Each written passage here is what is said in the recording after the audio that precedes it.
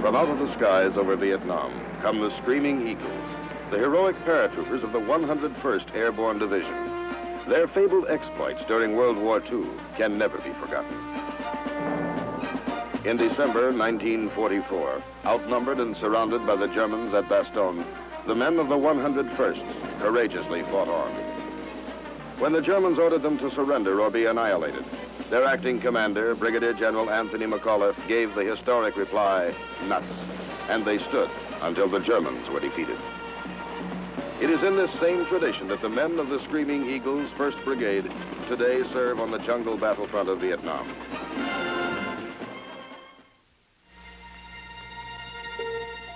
On a warm spring day in 1965, several Army aviation companies arrive in Vietnam aboard the carrier USS Iwo Jima.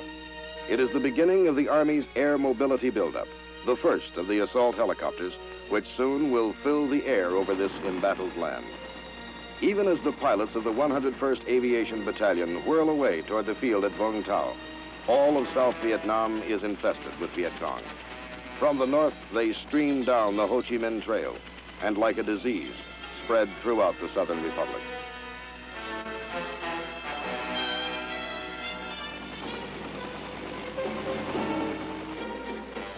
Into this setting come the first of the Screaming Eagles, the aviation crews of Company A, forerunners in the massive American military buildup to stop the communist enemy.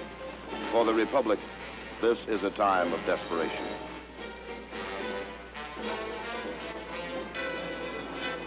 Here at Vung Tau Airfield, 40 miles southeast of Saigon, the job begins for these airmen. Along with helicopter crews from other aviation companies, the men of the 101st are to be processed for movement to their new homes in the forward areas of Vietnam.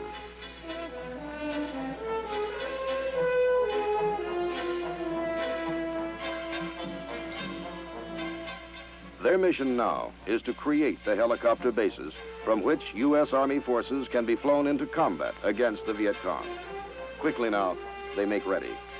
In the next 90 days, before the airborne infantry arrives, these men will do a man-sized job.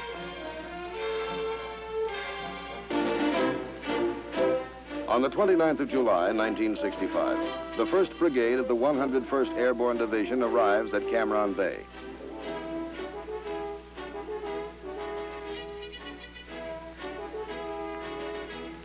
The brigade, with its supporting elements, is commanded by Colonel James Timothy, who is welcomed to Vietnam by Ambassador Maxwell Taylor, and by General William Westmoreland. In the ceremonies which follow, Colonel Timothy gets his first look at the strife-torn shores of Vietnam. And for the first time, the brigade unfurls the proud emblem of freedom over the land it is here to protect.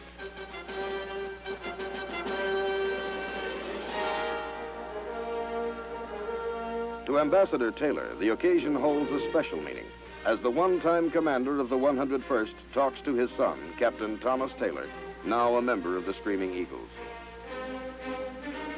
Concluding the day's events, some of the airborne infantrymen stage a parachute jump for Ambassador Taylor and General Westmoreland. It is to be one of the few jumps these paratroopers will make in Vietnam.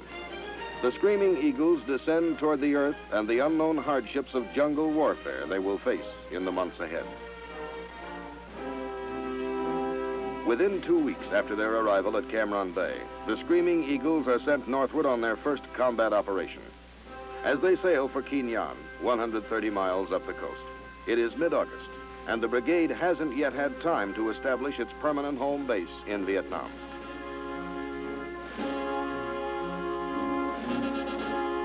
While the Vietnamese are celebrating the Lantern Festival, the men of the 327th and 502nd are moving inland from Quy Nhon to An Khê in the Central Highlands. Their mission is to clear and secure the An Khê area as a base camp for the U.S. 1st Cavalry Division Air Mobile, which will be arriving from the United States in a matter of days. At Deo Mang Pass, overlooking An Khê, the landings begin. After months of special training at Fort Campbell, Kentucky, this is it, the moment every man knew would come. A Viet Cong main force battalion has been reported in the area, and the airborne infantrymen expect instant contact.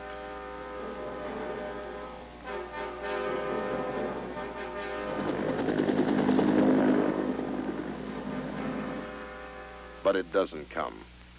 The Viet Cong are evasive, biding their time. It is an anticlimax for the men. This is their first lesson in Vietnam. No big battles when expected. Instead, a nagging war of attrition with primitive booby traps and snipers, small unit actions and ambushes in the jungle. Only when he thinks the situation is favorable will the enemy show himself in force.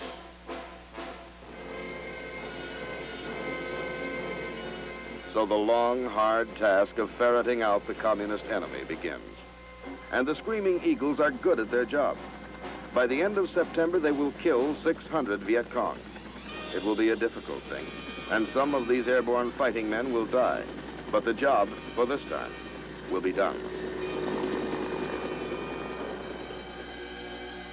As the advance elements of the 1st Cavalry Division begin arriving at An Khe, they commence taking over the area secured by the Screaming Eagles. Finally, the men of the 101st Airborne are free to head south and establish their own home base in Vietnam.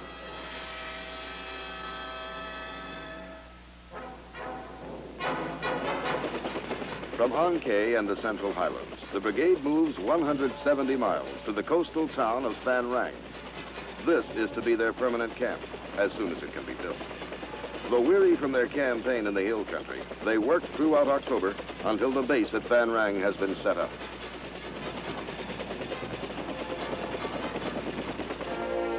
General Westmoreland visits the Screaming Eagles on Thanksgiving Day, 1965, and inspects the camp at Phan Rang.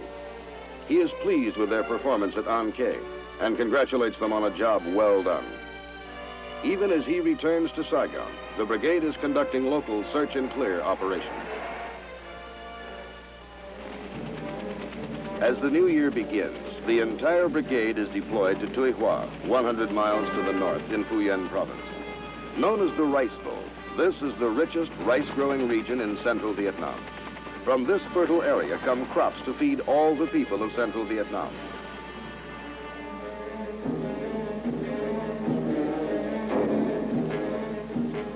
But the Viet Cong have been seizing the harvest and collecting unbearable taxes from the frightened farmers. Now come the Screaming Eagles to protect the rice harvest and stop the Viet Cong. Codename Operation Van Buren. The orders read, search out the enemy in the Tuy Hoa sector and destroy him. This assignment will be tedious. The VC desert their dwellings and avoid confrontation with the Americans. Yet the district is infested with an enemy who makes night raids and continues to molest the farmers. The search goes on.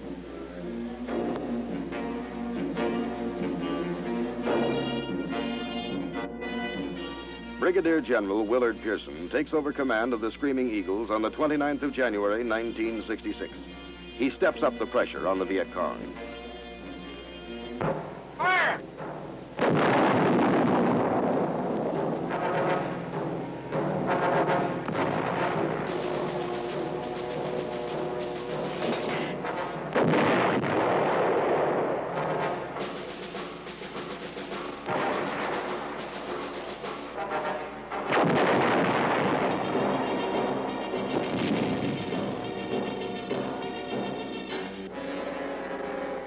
Across the broad reaches of Phu Yen province, the Viet Cong are pursued. For the most part, they evade capture and withdraw to disappear in hidden underground sanctuaries. In the wake of U.S. military operations, the enemy rice raids diminish. But the VC themselves mingle with the local people and often are bypassed, attacking our units from the rear at night.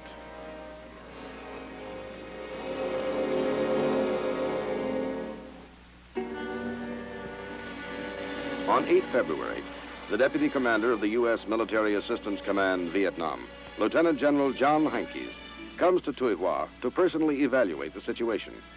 What he sees convinces him that the enemy is well entrenched in the district, that it will require repeated efforts by the 101st to dislodge these communist guerrillas.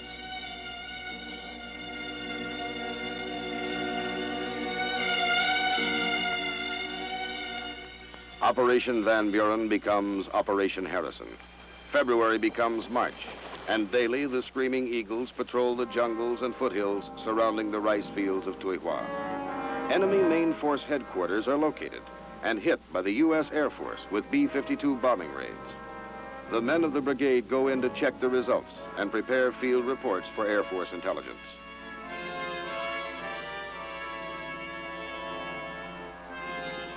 Daily they go out, and daily they return. In 90 days, the men of the brigade gain control of the Tuihua region. Now operating in small units, they kill 516 hardcore Viet Cong troops between February and April. The rice crops are saved.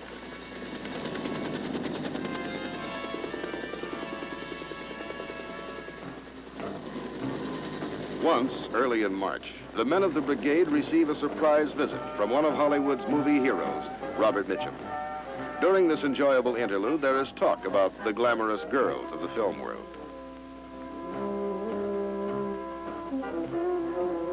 Mr. Mitchum is given the opportunity to fire some of the weapons of the real-life heroes in Vietnam.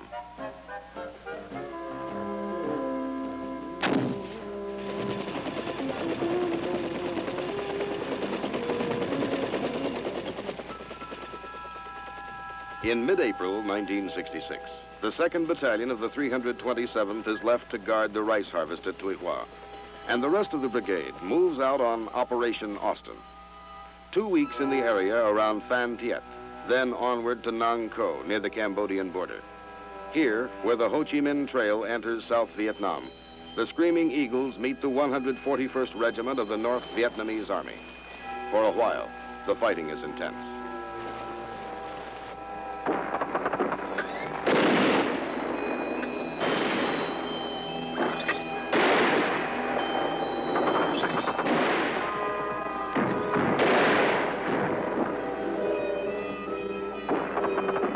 The 502nd Airborne Infantry takes a number of casualties. It takes 6 days, from the 14th to the 20th of May, for the U.S. paratroopers to drive the North Vietnamese aggressors out of their positions in the foothills of Nang Co. The Communist regulars are well-disciplined, well-equipped, and tenacious.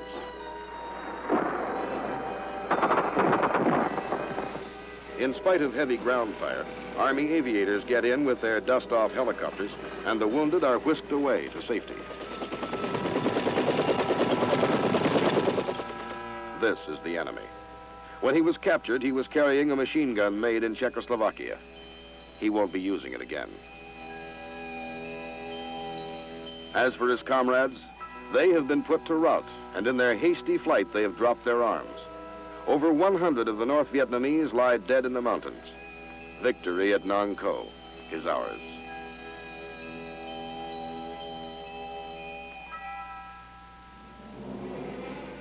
But for the Screaming Eagles, the greatest testing is still to come. Far to the north in Kon Tum province, the brigade launches Operation Hawthorne in the area around Dak To. Kon Tum is a forbidding wilderness lying in the foothills of the mountain country which marks the border of Cambodia. It is the first week of June, and the air is heavy and humid.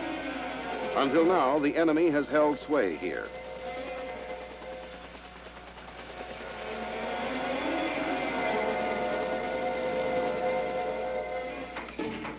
"30 miles north of the little town of Dak To, the airborne engineers erect a crude bridge. A few miles beyond lies an American Special Forces camp. It has been under siege by the Viet Cong for nearly a week. Supplies and ammunition are badly needed, and relief troops must get through. The first of the trucks begins crossing.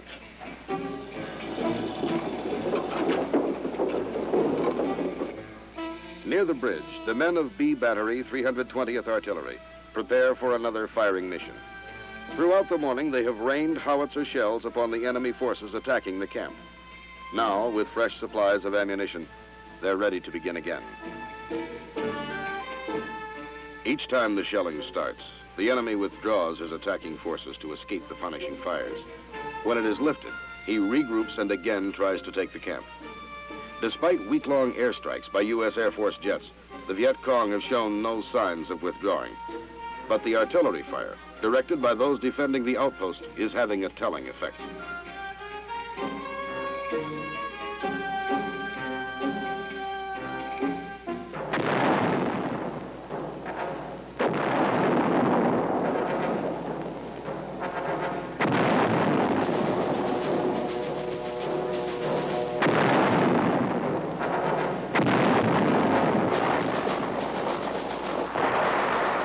The Screaming Eagles are under fire. The enemy has come to silence the guns. Communist fire comes from everywhere.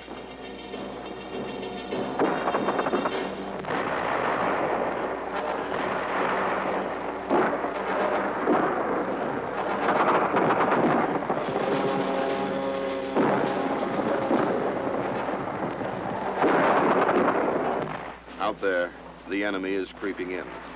He will try to overrun the American positions. The waiting is agony.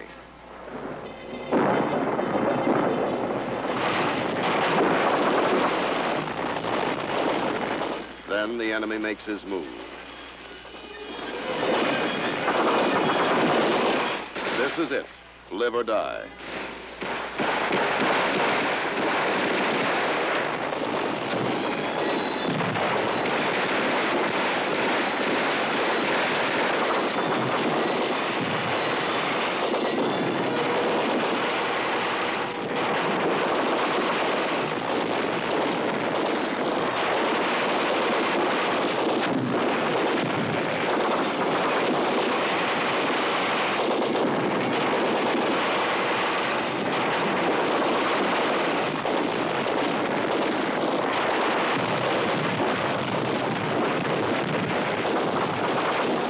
In the forefront, General Pearson, the boss, here in hell.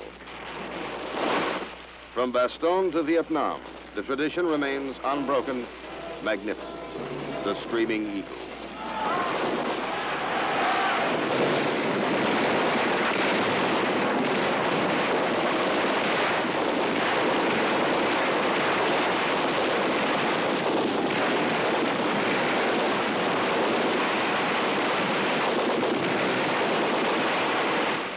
The battle wanes. A small part of Operation Hawthorne is over. Some of the men of the 101st will fight no more. But for this day, the bastions of freedom held. They came from the north, a full battalion. Their weapons, not ours, have been silenced.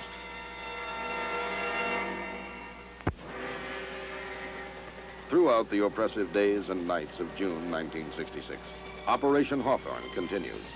In the violent conflict which rages in Kon Tum province, the Screaming Eagles repeatedly beat back prize troop units of the North Vietnamese Army. In 16 straight days of combat, the brigade envelops the 24th North Vietnamese Army Regiment, and more than 500 of the communist aggressors are killed. It is the largest single battle of the war for the men of the 101st.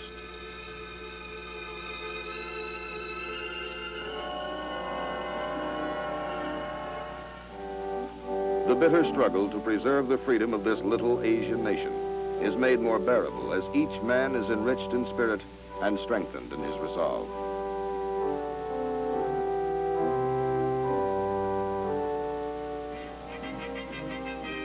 At last, the fighting is done.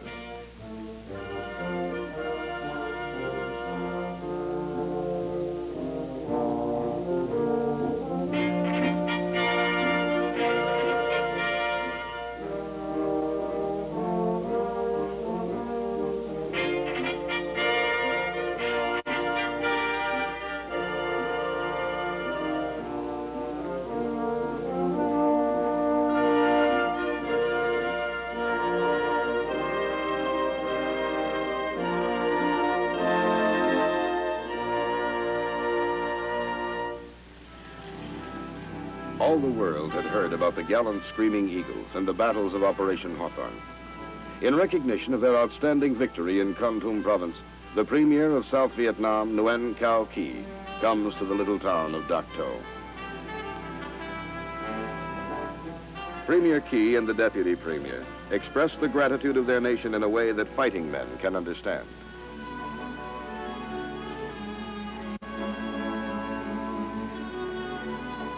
These are some of the weapons taken from the enemy, the premier is told. In the hands of the communists, the arms of China, Poland, Czechoslovakia, Russia, and even a variety of United States, French, and British weapons, which had fallen into those same enemy hands. Living evidence of the North Vietnamese regular army, 6 out of the 22 taken alive by the Screaming Eagles. Premier Key confronts the aggressors. "You are lucky the Americans have taken you," he smiles.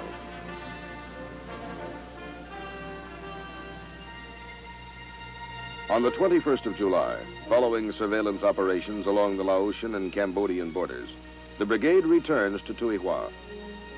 A new operation labeled John Paul Jones gets underway. Its purpose is to open and secure a 16-mile stretch of National Highway 1 between Tuy Hoa and Vung Ro Bay on the coast. The accomplishment of this mission will speed up logistic support of the Tuy Hoa area by permitting ships to unload at the nearby bay.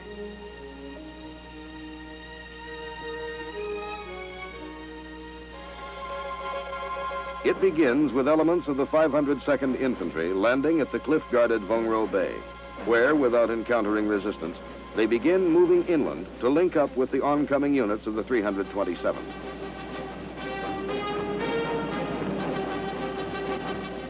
The inland forces push forward, securing the highway and sweeping the adjoining countryside.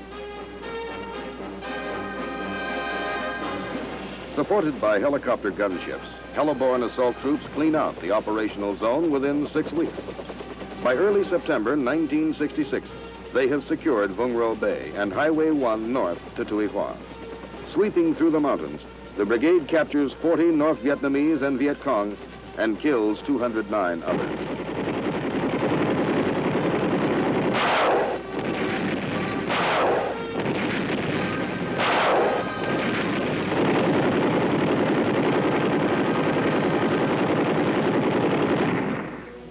While Operation John Paul Jones is still in progress, the engineers begin construction work on the connecting highway between Vung Ro Bay and Highway 1. The Screaming Eagles have done their job well, and a new seaport is born.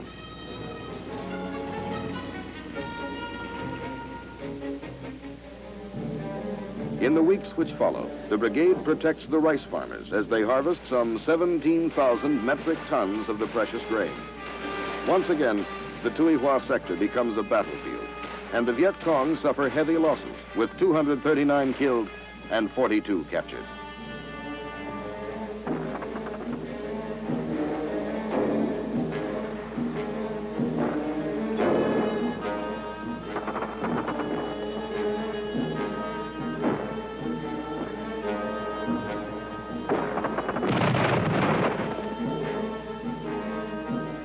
The Viet Cong have had enough. They are nowhere to be found.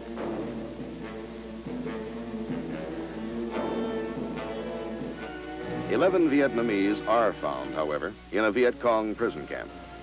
They have apparently received no medical attention while in the hands of the communists. Held by the Viet Cong for several months, their ailments range from open sores and skin infections to malnutrition,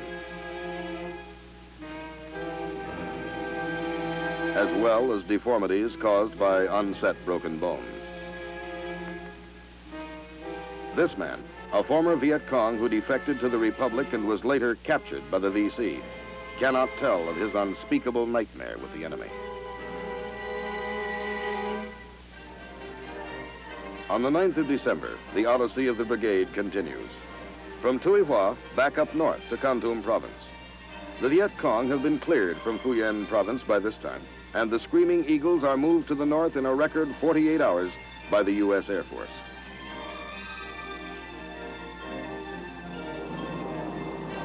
The deployment of the brigade by means of parachute marks the first jump in more than a year for many of the men. But they're in superb physical condition, and the jump goes well. As 1966 draws to a close, the brigade descends upon Kon Tum province to take part in Operation Picket. Fighting side by side with Vietnamese army forces and militia, the men of the 101st once again will scour the countryside, finding and finishing the enemy.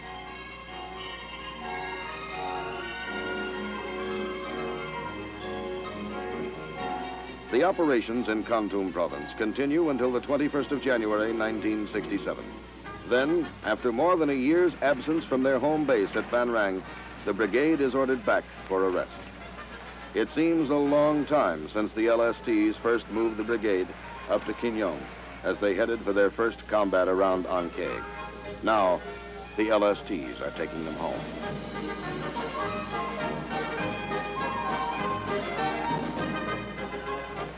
On the 26th, the last convoy rolls into camp at Van Rang.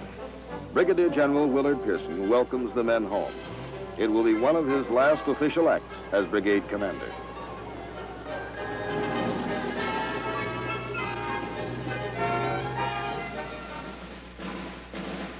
Two days later, General Pearson transfers command of the 1st Brigade, 101st Airborne Division to the new brigade commander, Brigadier General S.H. Matheson. The battle-hardened troops watch with solemn pride as Lieutenant General Engler pins the Legion of Merit on the uniform of their departing commander. So the Screaming Eagles bid farewell to the commander who led them in 14 combat operations from one end of Vietnam to the other. For the Screaming Eagles, as for the rest of the United States military forces in Vietnam, the valiant effort to keep that young nation free continues.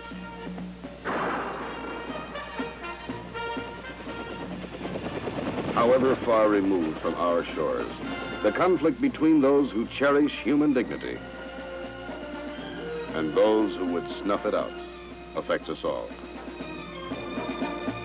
In this belief, the gallant men of the United States Army stand steadfast, not only in Southeast Asia, but wherever they may be asked to serve in freedom's cause.